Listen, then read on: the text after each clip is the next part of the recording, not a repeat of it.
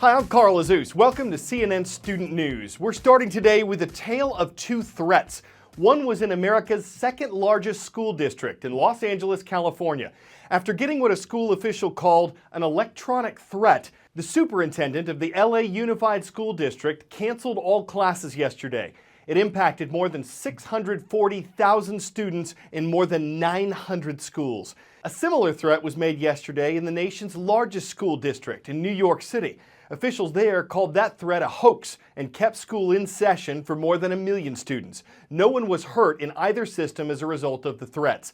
Some people criticized the LA superintendent for overreacting, while others said he did the right thing. The district gets threats all the time, but while officials in New York called their threat generic and outlandish, those in LA called theirs rare. And after the December 2nd terrorist attack in San Bernardino, California, which is 60 miles away from Los Angeles, LA officials said they were taking no chances. Based on past circumstances, I could not take the chance as it relates to one student or our staff that serve our students. Americans convicted of making bomb threats to schools can get prison sentences as long as 10 years. Most states allow minors to be tried as adults, and other penalties can include school suspension. Our series looking back on some of the top stories of 2015 continues right now. Today's focus, as promised, U.S. politics. There's a presidential election next year. You might have heard something about it. There'll be one nominee from each major party on the ballot. Currently, for the Democrats, 3 people are seeking the party nomination. 3 have withdrawn from the race. For the Republicans, 14 people are seeking the party nomination. 3 have withdrawn from that race. Now, for a sense of why the campaign season has been so closely watched, here's Mary Maloney. The 2016 presidential election campaign kicked into high gear.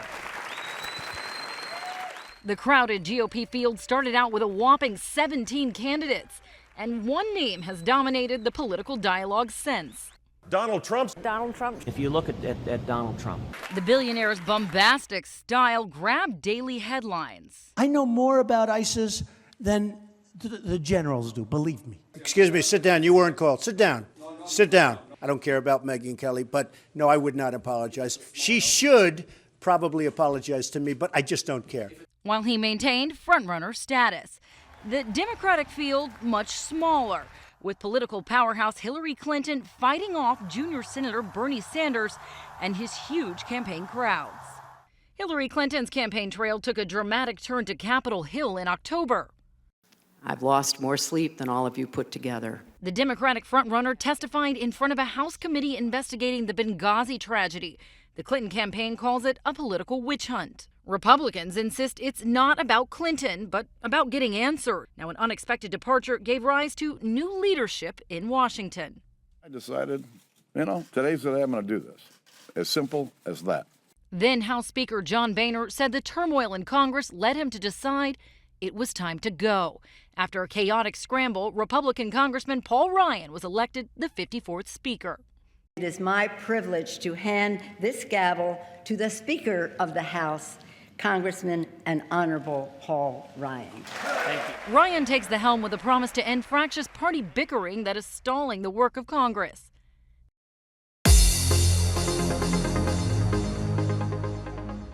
On today's Roll Call, we're traveling down under. All of these requests came in to CNNStudentNews.com. First up, from Los Alamos, New Mexico, please welcome the Hawks. They're soaring over Los Alamos Middle School. Next, to Orem, Utah. When you're near Mountain View High School, you gotta watch out for the Bruins.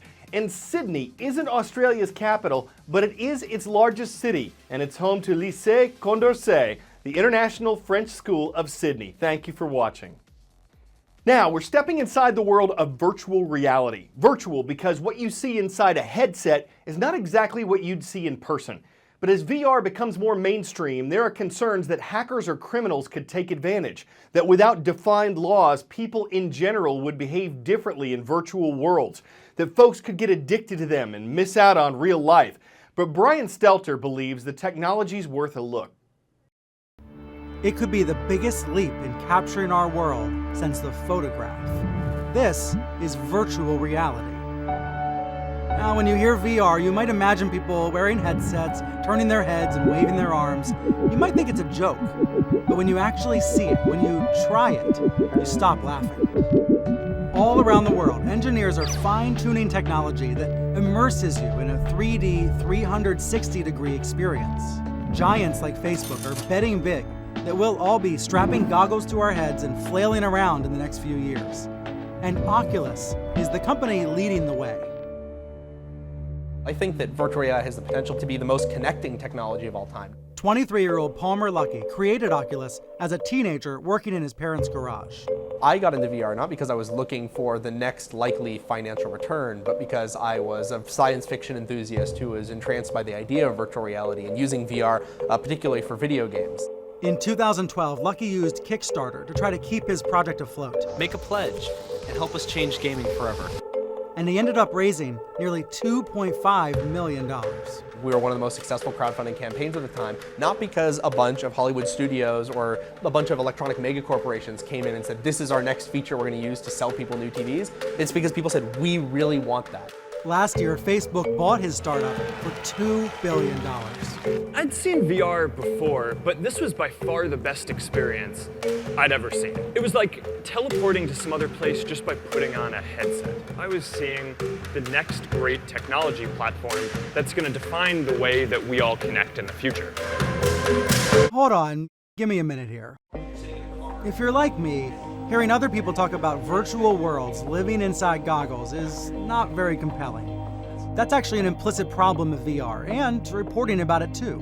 It's the see it to believe it problem. So this is the best I can show you. Watch the first time I ever played games inside Oculus Rift. It's like being in a child's playroom, knocking on a ball. Oh, dropped off my hand. Someone firing at me, I'm firing back. So I can point at the other player that's Where are you? Are you next door? So I'm grabbing a slingshot, and as I pull it back with my other hand, it's actually really hard to put into words. Palmer has had more experience choosing the right words. How do you describe virtual reality? Virtual reality has that power to really allow you to do anything. Anything you can imagine doing in the real world, you can do, plus a whole set of experiences that are not possible in the real world. Right now, VR is mostly about gaming.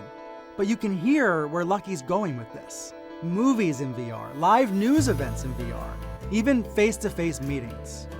You can take people from opposite sides of the world and put them into the same virtual room together. Once you can do that well enough, you really remove the need for people to travel and burn tons of jet fuel to get around the world. You remove the need to have massive conferences where you expend huge resources just to get people in the same room talking to each other.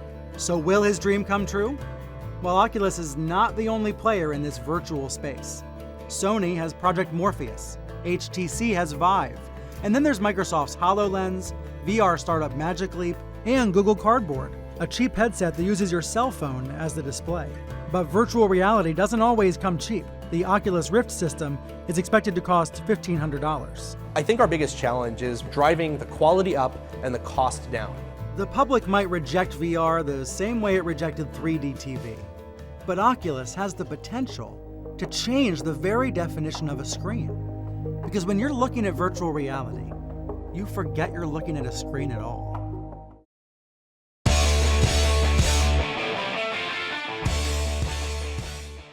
'Twas 10 days before Christmas when red and white checkered Santas set out to break a world record. St. Nicholas's ran to the ocean with care. 250 would have to surf there. But the record would fall like an elf in the waves. 320 would hang 10 that day. The goal and the cause defined with great clarity. It raised awareness to benefit charity. And well in advance of their magic night out, the Santas all got the chance to wipe out. Who would mind surfing alongside a Santa, even if you both got a mouthful of sanda? An exciting event where everyone's board glides back to the beach so they can be sure to have a good night after hanging loose, setting a record, and making the news. I'm Carl Azus. We'll see you tomorrow.